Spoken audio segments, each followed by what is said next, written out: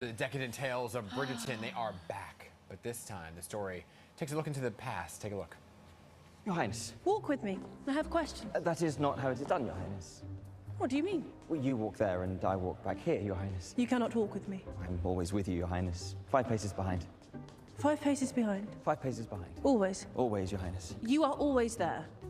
Behind me, just all the time? Whenever you need me, Your Highness. What is your name? Brimsley, Your Highness. Brimsley. Tell me about the king.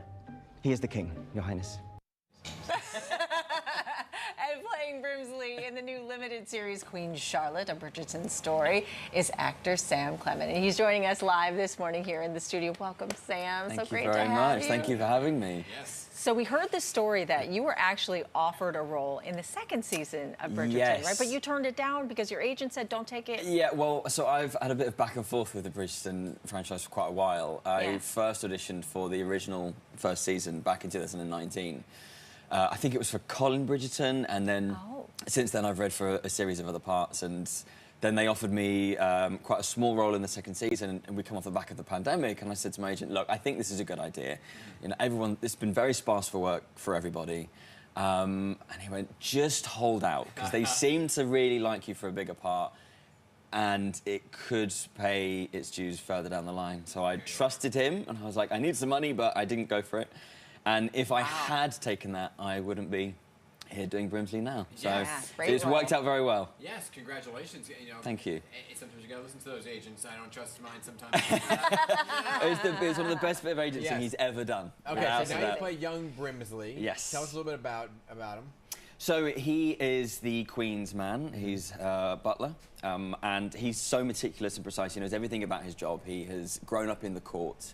He has been ready to serve and ready for this moment all his life, and suddenly he meets this young queen who is a bit of a tornado. I mean, she's being married off to the King of England, and understandably you'd be a bit irritated and not quite understand what you need to do within this role and how you function. And she had never met him. And she'd never met him. So he was having to sort of relearn everything he knows to try and serve her. So it sort of functions with a lot of anxiety at the beginning of this story, but he's got so much integrity and is the eternal optimist, I think. Yeah. What was it like, though, being on that set with all of those characters? I mean, because you go back to the beginning, because you know Queen Charlotte from the first episodes. The first seasons. Yeah. But now you go back to when? Yeah, so we go back to the Georgian era, so we're in the 1760s, and it's like 40-odd years before the Bridgerton verse, the present day.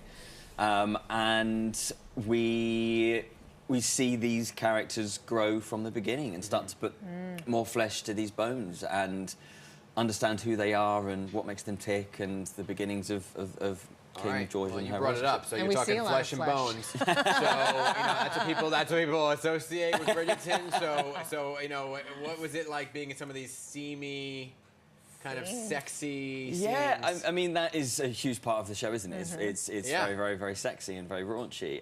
I mean, it was nerve-wracking when you're doing your intimate scenes, but we have such a brilliant intimacy coordinator on set in Lucy Fennell, and Lizzie Talbot puts this team together, and they create such a respectful and comfortable environment for us to be able to be vulnerable on set and do the jobs that we need to do, and within half an hour of taking your clothes off on set and doing all that to 40 people that you don't know very well.